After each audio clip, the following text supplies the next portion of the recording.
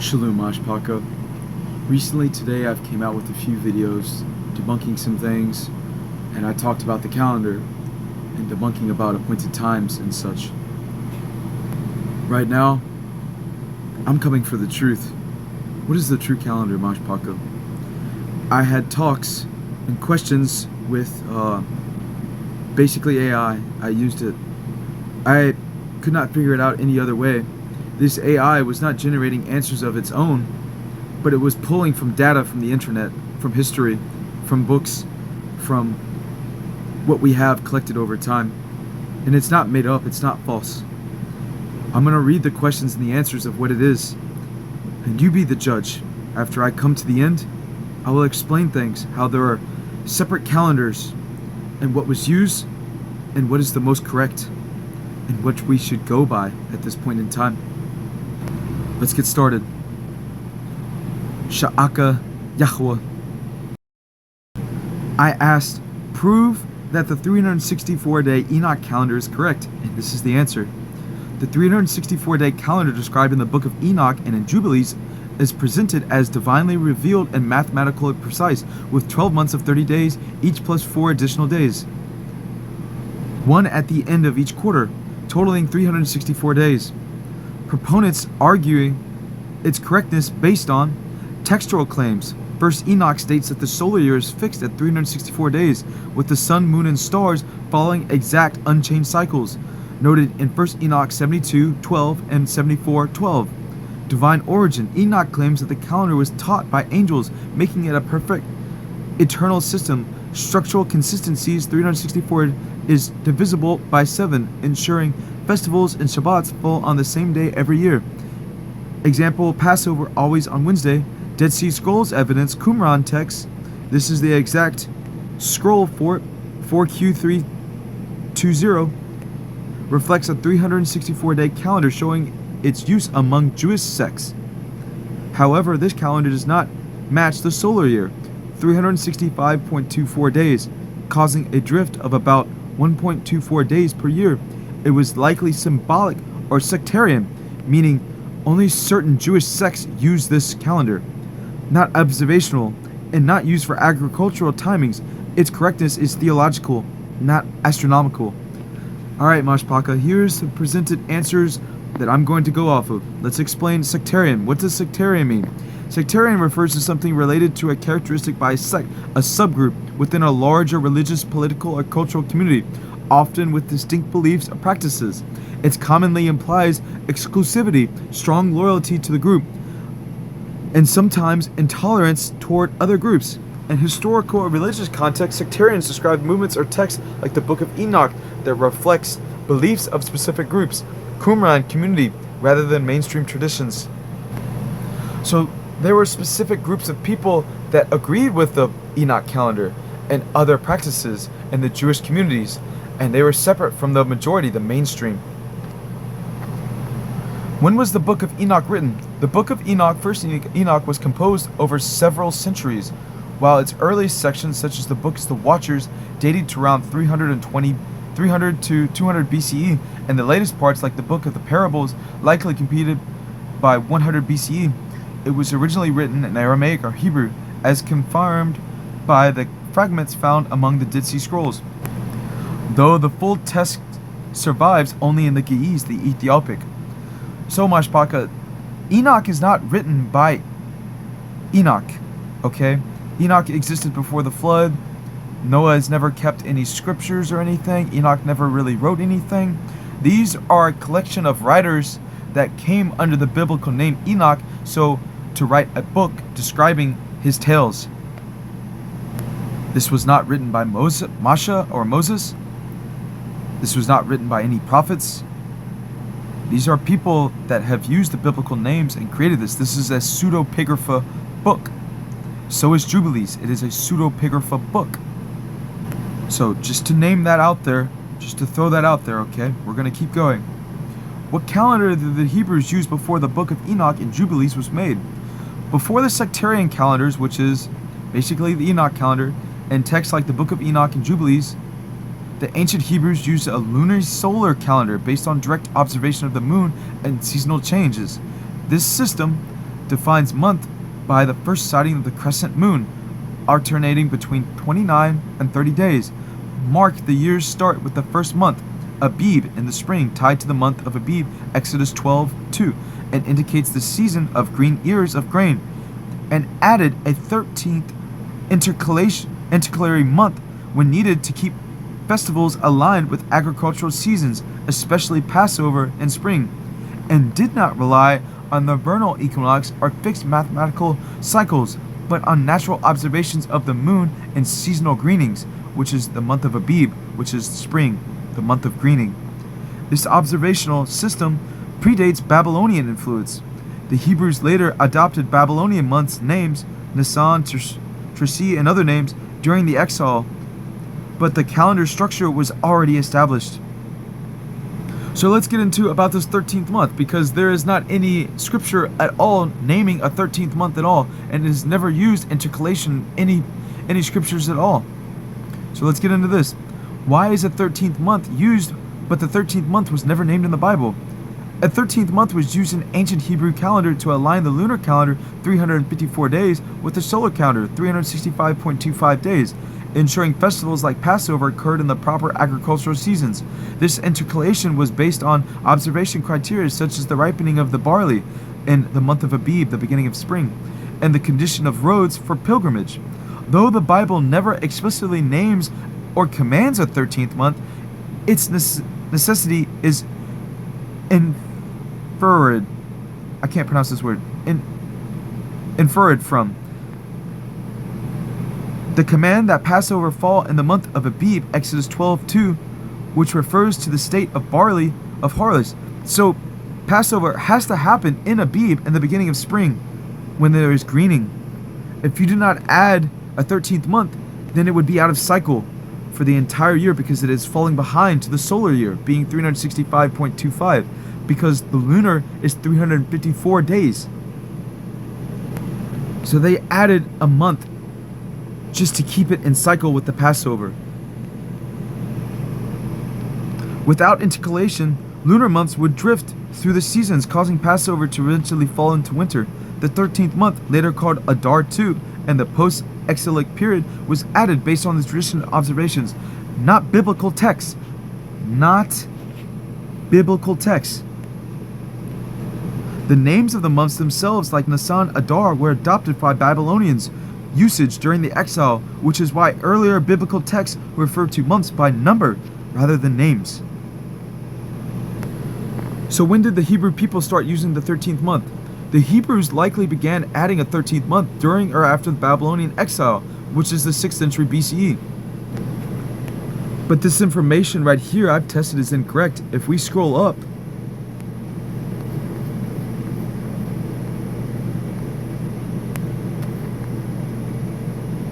what we read up here is basically saying something different. This is saying in the ancient times they used a lunar solar calendar. And this is the structure of it. And that this calendar predates the Babylonian influence, which is where it was saying before. Now it's saying in the 6th century, the Babylonian exile. And it's saying that the calendar structure was already established before that exile. So if we scroll back down, you will see what I mean again. It's saying the Hebrews likely began adding the 13th month during the or after the Babylonian exile. So I just wanted to point that information out. Okay, I'm going to keep reading.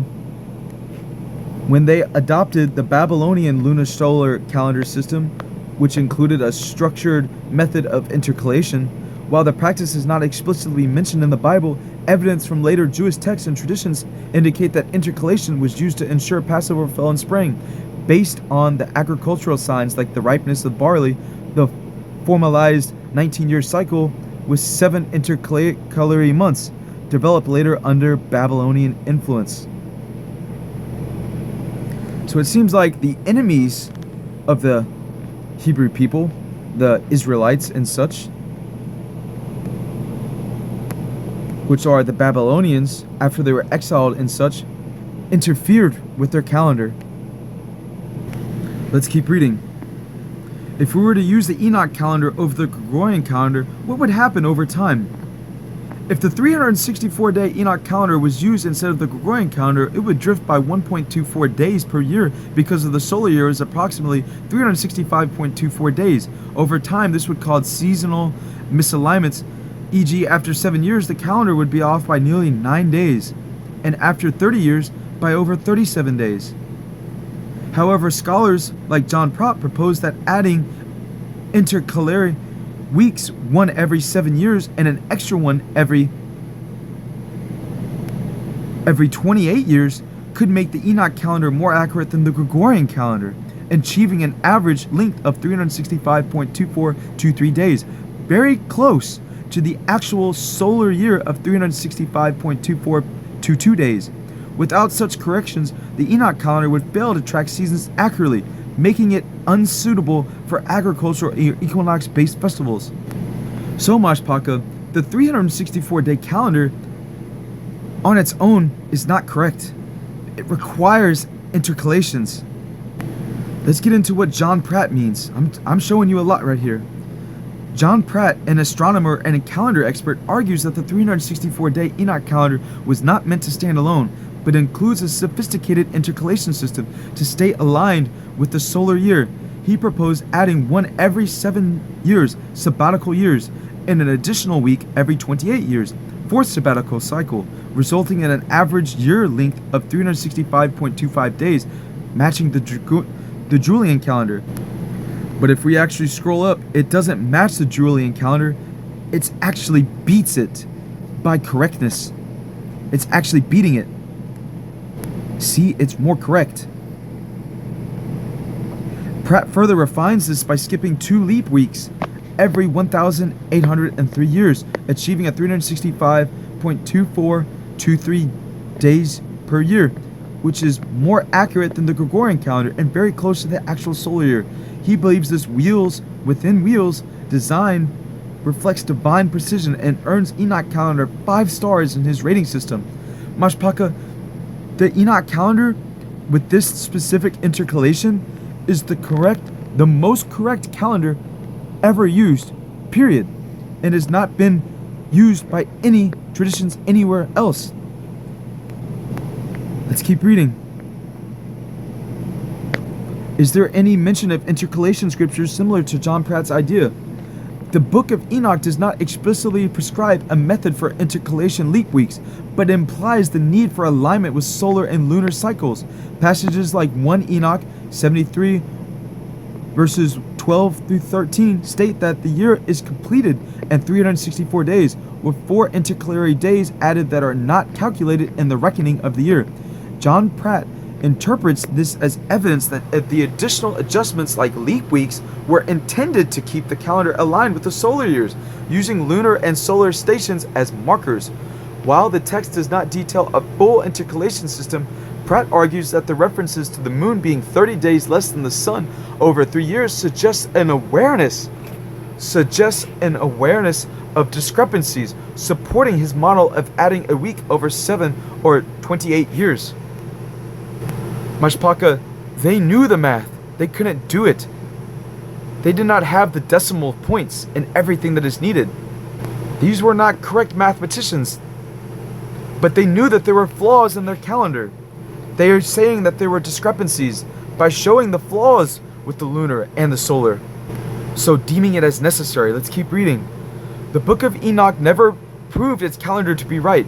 It only shows the idea of 364 days and the discrepancies it has between the solar and lunar calendars. So it is saying that this calendar, 364 days, is correct, but it has discrepancies and it has not been fully proven. And the answer is, you're correct. The Book of Enoch presents a 364-day solar calendar as divinely ordained, but does not provide empirical proof of its astronomical accuracy. Instead, it highlights discrepancies between the 364-day solar calendar and the 354-day lunar calendar, claiming the latter causes the festivals to drift. 1 Enoch 73:12-13. It frames the 364-day system as perfect and symbolic, ensuring Sabbats and feasts fall on fixed days rather than offering observational or mathematical validations. The text acknowledges a 10-day shortfall in the lunar year compared to the solar, but its own 364-day year still lags behind the true solar year, which is 365.24 days, by over a day annually. This drift is not addressed within the text, suggesting its purpose was theological and sectarian, not scientific. Woo, Mashpaka, that's a lot of truth right there, okay? So let's keep reading. Why is the 365.24 day year the most correct? The 365.24 day year is considered the most correct because it is closely matched to the tropical solar year, the time Earth takes to complete one orbit around the sun. This isn't correct, Mashpaka, because the Earth does not orbit the sun. The sun orbits around inside the firmament of the Arats, which is the land, which is the Tabal, which is the world. This is explaining that the sun rotates in a complete cycle of through all the altitudes, all the seasons and everything, and starts over its cycle in the firmament of the Tabal in the world. And this math is given here. It says, which is approximately 365.2422 days.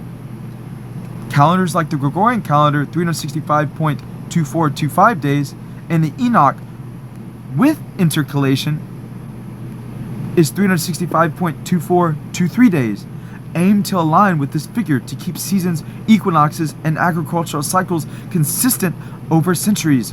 Without this precision, calendars would drift, causing seasonal misalignments. Example, spring festivals occurring in winter. So, Mashpaka, the correct calendar is the Enoch calendar, with their intercalations as deemed by John Pratt. So now we have a division, and I'm going to speak of it. We have a lunar solar calendar, and we have the Enoch calendar that has shown that it needed to be corrected. It stated the foundation, the system for it, but it did not have all the truth of how it could be correct. And it is being proven now through John Pratt. So the only question left that I have to ask is this: what calendar did the Mashiach likely use? Here's the answer. The Messiah most likely used the lunar solar calendar observed by the temple authorities in Jerusalem, which was based on the lunar sightings and agricultural cycles, with the year beginning in the spring. This calendar associated with the Sadducees determined the festivals like Passover by observing the new moon and the ripeness of barley in the month of Abib, which is spring. There is also evidence that the Messiah may have been aware of or interacted with other calendar systems. The Pharisaic calendar, which later evolved into the modern Jewish calendar, with the year starting in this month. And the Esni calendar, solar calendar, being 364 days, mentioned in texts like Jubilees, used in Qumran, which some scholars suggest may explain discrepancies in Passion chronology. However, mainstream practices in the 1st century Judaism centered around the temple-based lunar calendar, which the Mashiach followed for observing festivals. This is incorrect, Mashpaka. The Mashiach never told what calendar he followed. He never specifically talked about a calendar. The Enoch calendar was created before his time, so it was circulating around the people around that time. What the mainstream people followed was the temple calendar at that time. At this point, Mashpaka, I would believe that Yahushua HaMashiach would follow the most correct calendar for what it is, which would be the Enoch calendar, the 364, which he figured out the exact day for.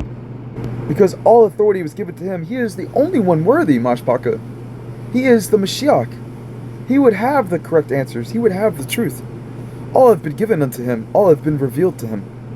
He just did not teach of it. He did not explicitly teach. And the New Testament books that we have of his teachings, there are only 3 of them in the canonicalized books that we have now, being Matthew, John, and Revelations. And they do not really speak of it. They do not really speak of calendars. In the book of Revelations, they speak of days, yes. If you do the math for those days that they've given for some of these months and how many months and days add up, it's kind of based off of a 360-day calendar. It's weird. Google what I mean. Anyways, back on topic. Let's keep reading. What was the temple calendar? The temple calendar in the 1st century Judaism was a lunar solar calendar regulated by these people in Jerusalem. It began each month with the sighting of the new moon, and the year started in the spring with the month of Nisan to align with the solar year and ensure agricultural festivals like Passover occurred in the proper season. A leap month, Adar II, was occasionally added. This calendar was based on observation of the moon and the ripeness of barley, rather than fixed calculations. The temple authorities, particularly the priesthood, had the final say in declaring the new months and leap years, especially coordinate pilgrimage festivals. Now I'm going to ask, this could be incorrect right here. Why did the Mashiach not use the Enoch calendar? The Mashiach did not use the Enoch calendar because it was not the official calendar of the temple or mainstream Judaism in the 1st century. Why would the Mashiach do as what is mainstream?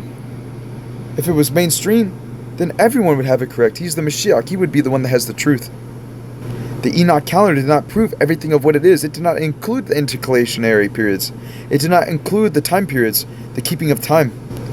And it later on, it states, instead, he followed the lunar solar calendar based on the lunar sightings and agricultural seasons which were administered by the temple authorities in Jerusalem. This calendar determined the timing of Passover and other festivals. The 364-day Enoch calendar was primarily used by sectarian groups like the Essenes at the Qumran, who had broken from the temple establishment over calendrical and religious disputes. Since Yahushua observed Jewish festivals in alignment with temple practices and never explicitly criticized its calendar and its giving. Mark 14:12. Let's read that. Let's read this verse real fast. What does it say? I'm in Mark 14:12. And it says here, and on the first day of unleavened bread, when they sacrificed the Passover, his disciples said unto him, Where wilt thou that I go make ready thou mayest eat the Passover? But Mashpaka, this is Mark. Who is Mark? He's not even an apostle. This script right here is false. I don't read from Mark. I don't read from Luke. I wouldn't even use it. So in other words, this passage right here means nothing to me. It is clear here it follows the accepted lunar-based system, not the fixed calendar Enoch. Finally, Mashpaka, I wanted to ask this question. Because I have not read all the New Testament Apocryphal, I do not know what they say. There are a lot of them. So I asked, is there any apocryphal books of the New Testament that speak of the Mashiach naming dates or calendars he used? And it says, no. No apocryphal books of the New Testament explicitly record the Mashiach naming specific dates or calendars he used, while texts like the Gospel of Thomas or emphatic Gospels of James expand on Yahushua's life and teachings. They do not provide direct evidence of him endorsing or specifying a particular calendar system. The canonical gospel remains the primary sources for understanding Yahushua's observance of Jewish festivals according to the temple calendar. So much, Paka. There you have it, okay? There are only two calendars. There is the Enoch calendar, and there is the lunar solar calendar, which is the temple period calendar. So right now, Majpaka, this matters. This matters a lot because of how fundamentally we calculate time, how we calculate the Shabbat, how we number dates and months, and what is the Shabbat according to biblical records, and how it coincides with the scriptures. That would be the ultimate answer. What did the prophets use? What did the scriptures use all throughout it? If they used the lunar solar calendar, how correct is it? Let's ask that. How correct is the Jewish lunar solar calendar compared to the 365.24 year calendar? The Jewish calendar averages 365.2468 days per year based on the 19-year Metonic cycle. This is slightly longer than the tropical year, which is 365.2422 days, causing a drift of about 1 day every 216 years, while more accurate than the Julian calendar, which is 365.25 days. It is less precise than the Gregorian, which is 365.2425 days. The Jewish calendar prioritizes lunar alignments and religious consistencies over perfect solar accuracy. But the most accurate is the Enoch calendar with the intercalations by John Pratt, which is 365.2423 days. It is the most correct to the actual tropical year. And it even beats the Gregorian calendar. It is the most precise calendar that we have out of all of them. So the Jewish calendar prioritizes lunar alignment and religious consistencies over perfect solar accuracy. Mashpaka, the answer is up to you. Would you go against Scripture itself, what it says, and what has been according to it, what the prophets have, what it has deemed in its math, keeping dates and such in all of the Old Testament, and not having a word being said by the Mashiach that is credible of any sense of what calendar he used? Only ideas of knowing the Mashiach and what he says, and knowing that all has been given to him, that he would have the most correct, is all that is known. Knowing this information, which one would you choose? Would you choose the Jewish calendar, or the most correct calendar of all being mentioned in Enoch? The choice is yours, Mashpaka. I'm going to make, in the future, a calculation with both calendars and provide my personal answer. You can have your own. However, Mashpaka, I believe right now we're going the most correct supported calendar that there is, being the Enoch calendar with intercalation. Until it is proved otherwise, in any logical sense, this is proved logically and biblically of having text that supports it, because there is actually scripture that talks about it. This isn't just pulled out of thin air. I hope to talk about this subject again, but for now, Mashpaka,